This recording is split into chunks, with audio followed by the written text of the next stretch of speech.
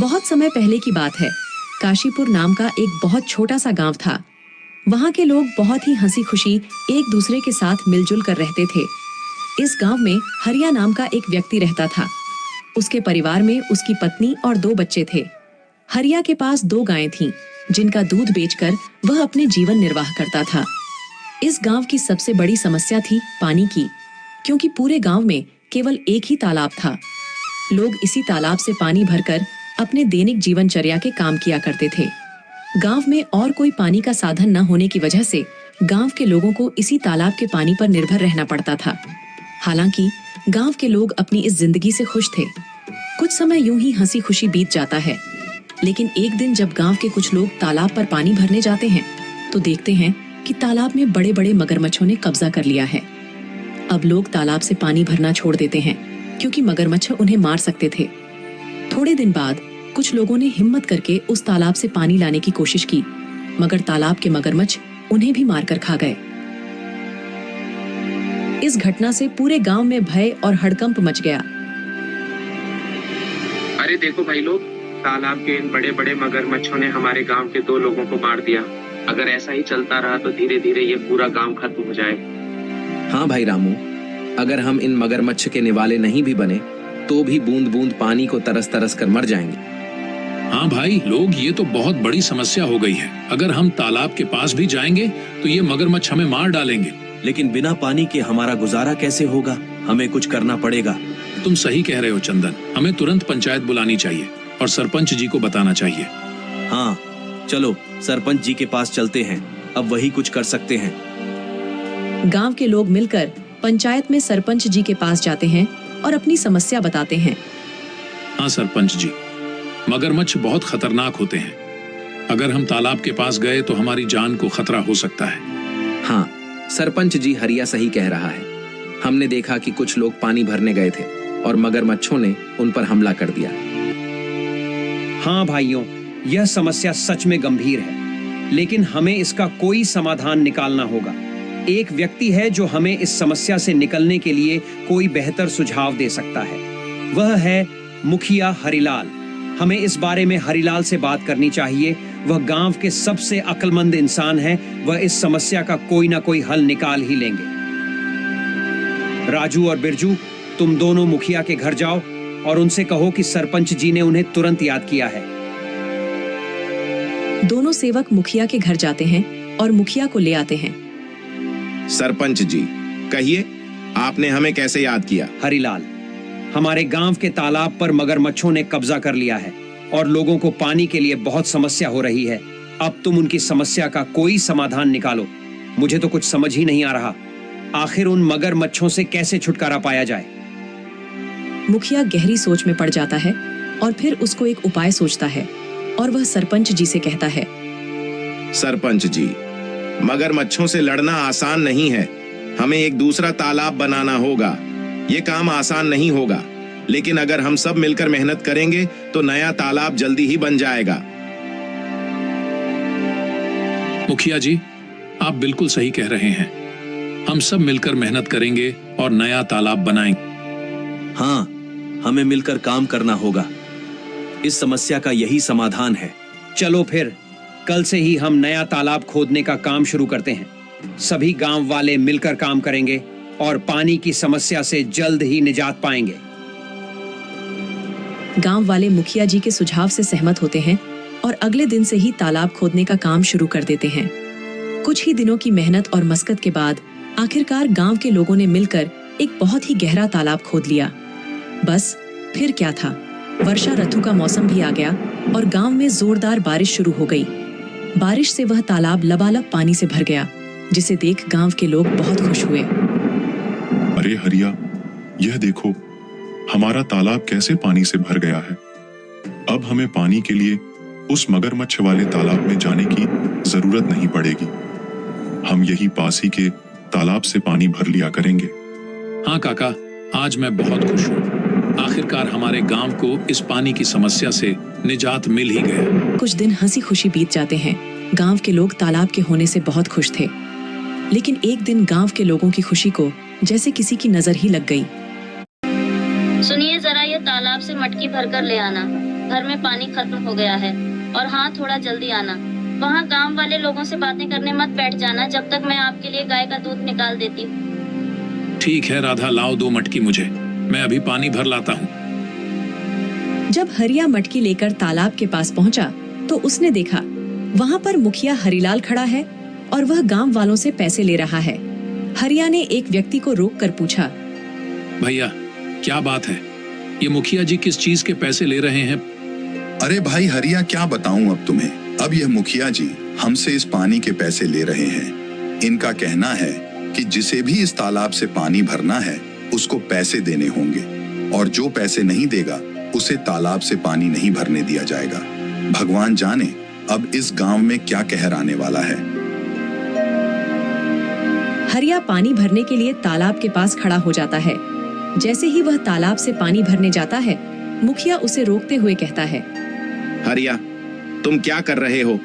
तुम्हें पता नहीं है कि यहाँ से पानी भरने के लिए पैसे देने होंगे? लेकिन यह तो गांव का तालाब है, यहाँ पानी भरने के लिए पैसे क्यों देने पड़ेंगे? यह नियम अब बदल गया है। यहाँ से पानी भरने के लिए हर किसी को पैसे देने होंगे। ये तो सरासर अन्याय है। ये तालाब सबके लिए है, हमने मिलकर इसे खुदा है। तुम पैसे कैसे मांग सकते हो? मुझे कानून मत सिखाओ, यह मेरा आदेश है, और जो इसे नहीं मानेगा उसे तालाब से पानी नहीं मिलेगा। ये बिल्कुल गलत है। मैं इस बात को जमींदार साहब के पास ले जाऊंगा। तुम्हें इसका जवाब देना होगा। जाओ जाओ, जमींदार साहब के पास जाओ। लेकिन तुमने इस बारे में जमींदार के सामने अपना मुंह भी खोला तो तुम्हें और तुम्हारे परिवार को इसके गंभीर परिणाम भुगतने पड़ सकते हैं। मेरी शिकायत करने से पहले एक बार अपने परिवार के बारे में भी सोच लेना। हरिलाल से पंगा लेना तुम्हारे परिवार पर भारी पड़ सकता है। ठीक है, मैं पैसे दे दूंगा, लेकिन याद रखना यह अन्याय ज्यादा दिनों तक नहीं चलेगा। हरिया मजबूरी में पैसे देकर पानी भरता है और वहाँ से चला जाता है।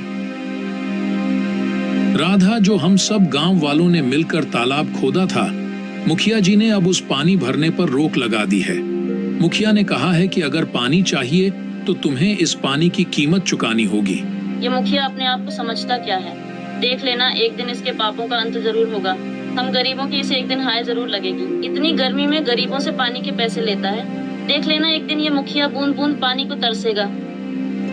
नहीं राधा, ऐसा मत कहो।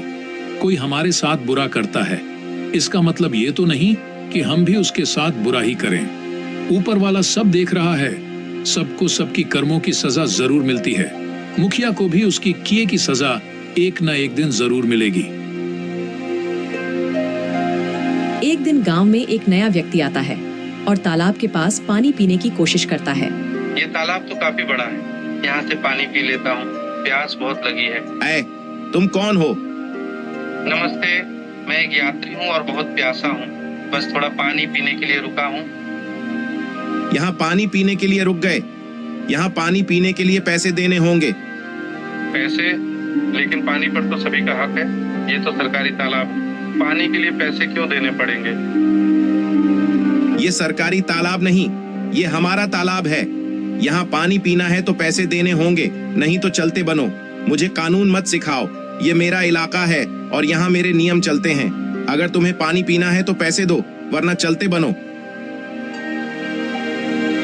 वह व्यक्ति बिना पानी पिए वहाँ से चला जाता है और सीधे जमींदार साहब के घर पहुँचता है। जमींदार साहब के घर के बाहर मुखिया के 2 आदमी खड़े थे।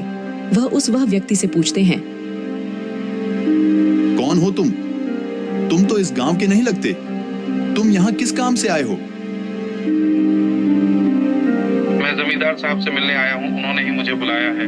मेरा नाम मोहन है, मैं इस गांव का नया कलेक्टर हूँ। यह सुनकर वह दोनों आदमी उस व्यक्ति को अंदर जाने देते हैं। नमस्ते जमींदार जी, मैं इस जिले का नया कलेक्टर हूँ। मेरा नाम मोहन है। नमस्ते कलेक्टर साहब, आइए बैठिए। मुझे बताइए आप यहाँ कैसे आए? जमींदार साहब, मैं यहाँ एक गंभीर समस्या के बारे में बात करने आया हूँ। मैं गांव के तालाब पर गया था और प्यास लगने पर पानी पीने की कोशिश की, लेकिन मुझे पानी पीने से मना कर दिया गया और पानी पीने के लिए पैसे मांगे गए। क्या ऐसा किसने किया? वहाँ मौजूद एक व्यक्ति ने मुझे साफ मना कर दिया और कहा कि बिना पैसे दिए पानी नहीं मिल सकता। तालाब का पानी तो सबके लिए मुफ्त है, यह बहुत गलत है। मुझे माफ कीजिए कलेक्टर साहब, मैं तुरंत इस मामले की जांच करूंगा। हमारे गांव में यह क्या चल रहा है? तुमने मुझे इसकी खबर क्यों नहीं दी? मैंने तुम दोनों को किस लिए काम के लिए रखा है? अब तुम सीधे सीधे यह बताओ कि यह जो कलेक्टर कह रहे हैं वह क्या सच है? कलेक्टर साहब का कहना है कि हमारे गांव के तालाब पर गांव के लोगों से पानी के पैसे लिए जा रहे हैं। सच सच बताओ मुझे। जमींदार की फटकार से वह दोनों आदमी सब उगल देते हैं। जी जमींदार साहब, वह मुखिया हरिलाल हैं जो गांव वालों से पानी भरने के पैसे ले रहे हैं। हमने उन्हें बहुत समझाने की कोशिश करी लेकिन वह नहीं माने।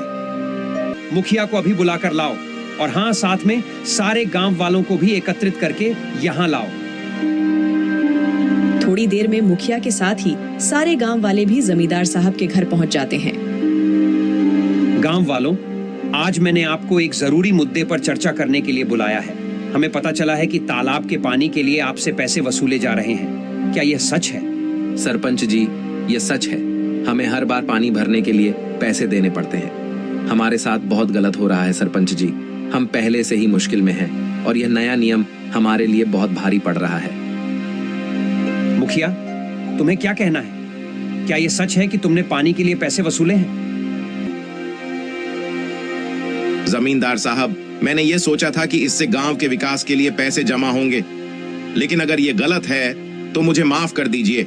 माफी का समय अब नहीं है। तुमने गांव वालों और हमारे कलेक्टर साहब के साथ गलत किया है। मुखिया, मैं तुम्हें इस पद से तुरंत हटा रहा हूँ। तुमने अपने पद का दुरुपयोग किया है। अब गांव वालों को तुमसे कोई परेशानी नहीं होगी। मुझे माफ कर दीजिए जमींदार साहब। माफी मांगने से कुछ नहीं होगा। अब से तुम इस पद पर नहीं रहोगे और गांव के किसी भी फैसले में तुम्हारा कोई अधिकार नहीं होगा। जमींदार साहब, हमें तो लगता था कि यह तालाब सभी के लिए है, लेकिन मुखिया जी ने इसे अपनी संपत्ति ही बना लिया है। गांव वालों, मुझे खेद है कि आपको ऐसी कठिनाइयों का सामना करना पड़ा। मैं आपको आश्वासन देता हूं कि आगे से ऐसा कोई अन्याय नहीं होगा। Guys, subscribe my channel. ऐसी और अमेजिंग कहानियाँ देखने के लिए सब्सक्राइब माय चैनल।